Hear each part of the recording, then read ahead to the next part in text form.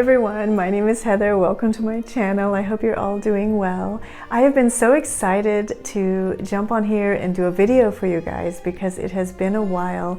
We had two back-to-back trips that we took. One was to Canada to visit family up there, and then we came back into Boston and stayed in Boston for 3 days before we took off and went to Salt Lake City, Utah, and visited from there Idaho and Wyoming. My son has been into monster trucks since he was about 2 years old, since one of my sisters gifted him a packet of monster truck toys. And so every year we take him to a nearby Monster Jam, but this year we decided to treat him and take him to Monster Jam World Finals. So we went there to Salt Lake City, 3 days of monster truck shows. And then afterwards we went to the Grand Teton National Park. And it was a beautiful trip. And one of the things that we did while we were traveling around is we stopped at secondhand bookstores. And I thought today I would jump on here and show you all the books that I bought from these secondhand bookstores. They're mostly secondhand. One or two places I picked up a new book. I am drinking lemon ginger tea. Before I take my sip, I just wanted to tell you guys also I'm going to start the video out with the books that we plan to read for the rest of the summer because I have not yet done a summer TBR video. So I'll take a sip and we'll get started. So in my introduction, I shared a glimpse of the books that we are currently reading. And just to recap on that, we are reading The Three Musketeers for our read aloud. And then I am reading for my classic of the moment is Jaws. It's actually a reread for me. I read it about 3 or 4 years ago. I liked it a lot, and my husband bought me the Folio Society edition of Jaws. And so I've been planning to read it again. Another modern classic that I plan to read this summer is We Have Always Lived in the Castle by Shirley Jackson. I read The Haunting of Hill House a few summers ago. By the way, for some reason, if I read horror at all, horror is not a genre that I really gravitate towards a lot. But if I do read it, I really enjoy reading it in the summer. I just really love summertime scares, I guess. And I think it's going around and it's called Summerween at the moment. But I actually realized that I had been doing that before. I think it was actually with Jaws that I started reading horror books in the summer. I have been wanting to read this book for a while, and so I decided that this was going to be the summer that I read it. And then another book that I'd really like to read this summer is Eva Ibbetson's A Song for Summer. I read her The Magic Flutes earlier this year. My son and I have been reading Eva Ibbetson for a while. Journey to the River Sea is one of his absolute favorite books. And we've read The Secret of Platform 13 and The Abominable, but I, on my own, read The Dragonfly Pool as well as The Magic Flutes. And I've just been enjoying the ones I have been reading so far. And A Song for Summer is another one of her, I believe, her YA novels. And obviously, from the title, I thought this would be a good one to read in the summertime. So this is one that I hope to get to soon. And then for read aloud, a couple of the books that I want to show you that I'm planning to read aloud with my son is I'd like to get to The Great Brain by John D. Fitzgerald and illustrated by Mercer Mayer, because I realized that this was set in Utah. And so I thought that would be a really cool thing to do, to read this book since we were just in Utah. It has wonderful illustrations by Mercer Mayer, and they're beautiful. Another book that I'd really like to read with my son is Paul Beagle's The Little Captain. We read Paul Beagle's The King of the Copper Mountain, and I, on my own, read The Gardens of Dor. And I loved it. I love his writing. He writes childhood fantasy novels, and they're just beautiful, and they're just gorgeous writing. And the illustrations in this one are by Carl Hollander. There's one of them right there. So yeah, I've just been really looking forward to getting to this one. And they're on the back, I don't know if you can see it, The Gardens of Dor and The King of the Copper Mountain. But yeah, so that's one that we still plan to read this summer. And then the other book that I really want to get to this summer with my son, I don't have at the moment, but I'm going to order it from the same publisher as published Eric Kästner's The Flying Classroom, and it's one of his other works, The Parent Trap. And anyone who's seen the Disney film The Parent Trap knows a little bit about that one, but I've been anxious to read that one, and I wanted to read it in the summer because I believe much of it is set in a summer camp. I don't think that's a Disney invention. I think it is that way in the book as well. There's a picture of it. I don't know if you can see, of The Parent Trap there. So that is a little bit about what we are currently reading and what we plan to read. I actually have another video coming that will talk more about some other books that we plan to read over the next couple of months. So there is still more to come. Okay, so let me show you the books that we met on vacation. I only have one unillustrated book that I acquired, and this was a gift from my sister-in-law when we were visiting them in Canada, and it is The 10,000 Doors of January by Alex E. Harrow. I have never read Alex E. Harrow before. I don't know really what this is about at all, but I trust my sister-in-law's taste, and she said that I would really enjoy this. And I love this cover. I think it's so beautiful. Who was the designer? Let me just check my notes. Lisa Marie Pompilio. And when I was researching, I looked her up and I found that she did so many of the covers of many contemporary books, new releases that you see today. She's all over the place. I love her beautiful artwork. Apparently it's a fantasy set in the early 1900s, and it's about a girl who is a ward of a Mr. Locke, and she's largely ignored until one day she opens up a book, and I guess the adventure takes off from there. So I'm looking forward to reading this. Yeah, so I was very grateful to receive this as a gift from my sister-in-law. Thank you, Christine. And then while visiting family in Guelph, Ontario, we stopped at a bookstore, and it was in a bookstore that was sort of a local family bookstore, but it was also quite large. It's called The Bookshelf, and it just had a wonderful selection of books.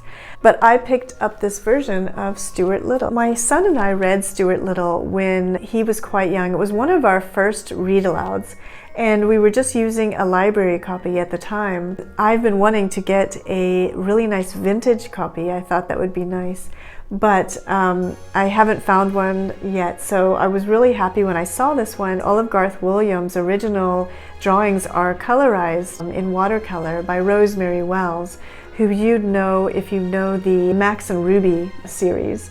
Yeah, it's funny, just this week I watched a video where somebody mentioned Rosemary Wells. It was Tracy over at Nordic Light.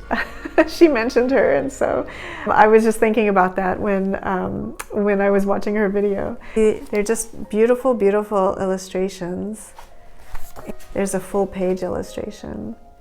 So yeah, it's a 60th anniversary edition, and it's just a soft cover, full color edition, and I was really happy to find this. Another bookshop that I really love to visit while I'm in Guelph, Ontario, is Janus Books, and I have their bookmark here. They specialize in used books, but they also carry the Folio Society books as well as many other beautiful, beautiful books. I even spotted a Seawolf Press there. They are the go-to shop that I have to go to whenever we're up in Canada.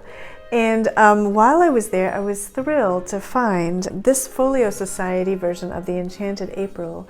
It came with a slipcase as well. It's the version that I read. I took it out of our library. Our library carried this Folio Society edition of The Enchanted April, so I was very excited. I'd wanted to get it for myself to put it on my bookshelf, and I was so happy when I found it there. It's illustrated by Deborah McFarlane, who is an illustrator who I've been following on Instagram for quite a while. I always talk about the Folio Society, but I realized I should probably let you know who the Folio Society is, just in case. The Folio Society is a publisher out of the UK who just publishes the most exquisite books. They are all mostly cloth bound, and they all are mostly illustrated, and they're just well-made, handsome, beautiful, valuable. I have loved them, and I slowly collect titles as they come out. You can get many of them on the secondhand market as well, and usually for good prices. So I was very excited to find this one for a good price. Let me show you some of Deborah McFarlane's illustrations. There's 7 of them in this book, and I love her work. They're so magical. She's an illustrator out of the UK, and she's done several other Folio Society books. Peter Pan and The Little White Horse, but also I think the Pink Fairy book is another one of them. I'd love to get more of those fairy books. One of the places that we visited, by the way, that I should remark upon is we went to the Botanical Gardens, and they were so beautiful, especially the roses. There was an area, it just had so many roses. It felt like roses would go on for miles, not really miles, but it was really large, the amount of area that they had put aside for roses. And so it was just wonderful to stroll through this beautiful rose garden that smelled so divine. It was just amazing. If you're ever in Guelph in late June, definitely go visit the garden. So the next 3 books I want to show you, we picked up in Concord, Massachusetts, and we stayed in Boston for 3 days in between our 2 trips. Instead of driving all the way back to Maine and then back down again, we just decided to stay in Boston with some friends of ours. When we were there, we went to Concord, Massachusetts. My son had been studying about the American Revolution in school this year, and so I wanted to take him out to the Minuteman National Park to show him the bridge where the first shots of the American Revolution took place. And so we went out there and walked around and explored the history, but we went inside the visitor center, and inside that visitor center I found Louisa May Alcott's Flower Fables. On the back of this, it explains that Louisa May Alcott wrote these flower fables when she was just 16 years old, and she wrote them for Ralph Waldo Emerson's daughter.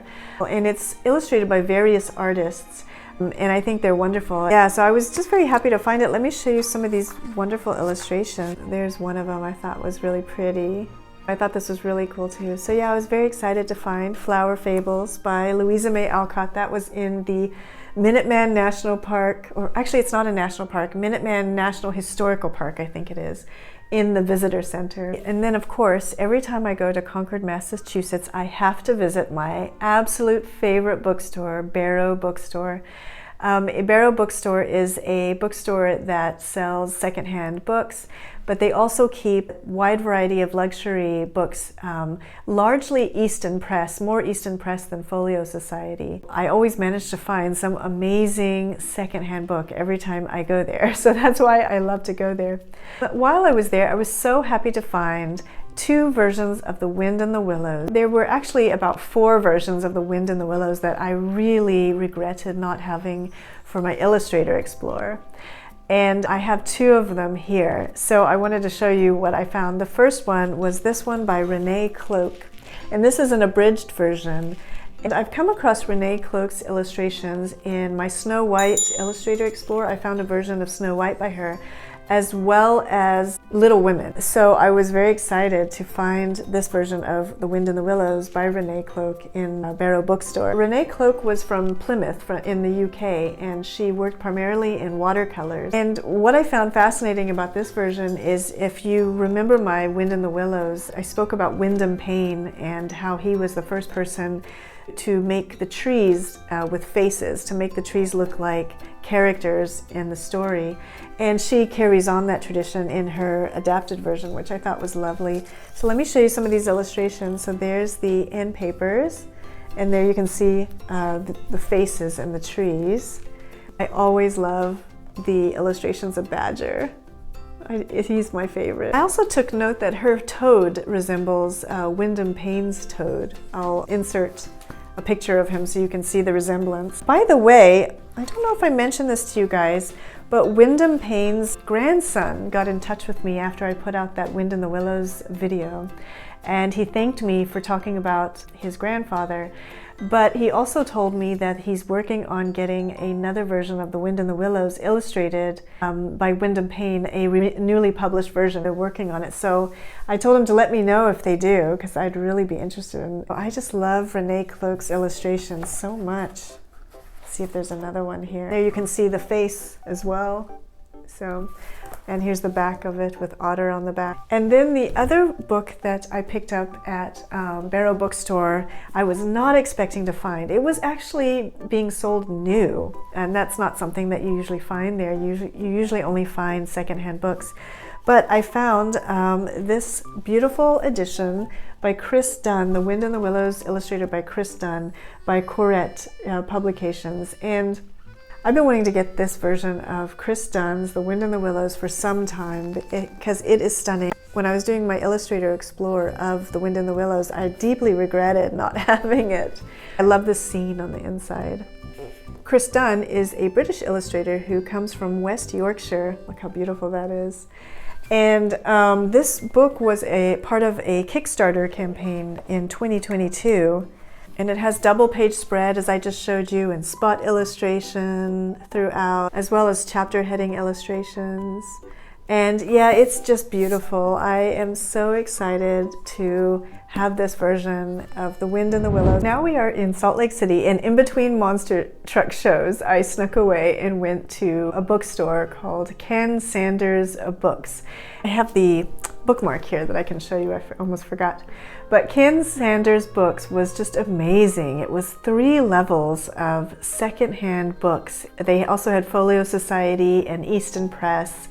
They even had some of the Dean Street Press books as well, and it was just marvelous.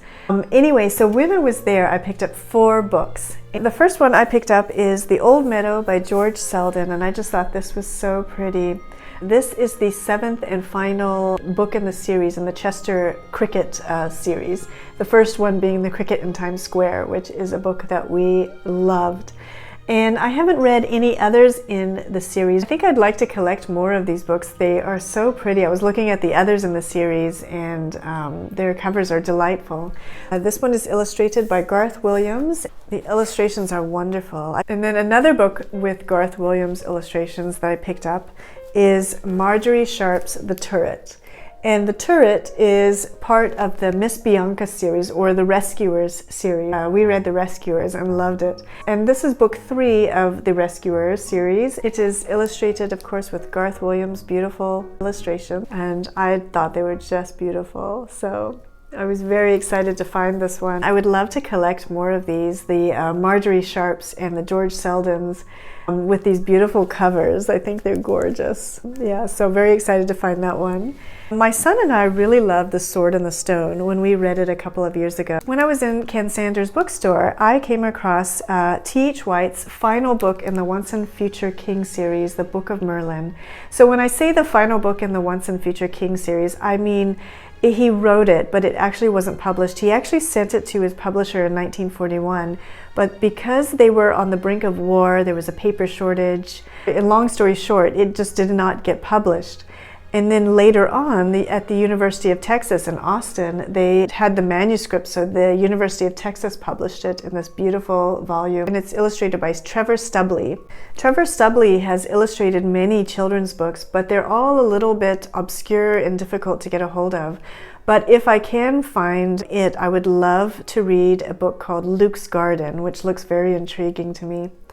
This one is introduced by Sylvia Townsend Warner, and there are several really nice looking paperback editions that I've seen of this book, but I'm very happy to have this hardback version. Let me show you some of the interior.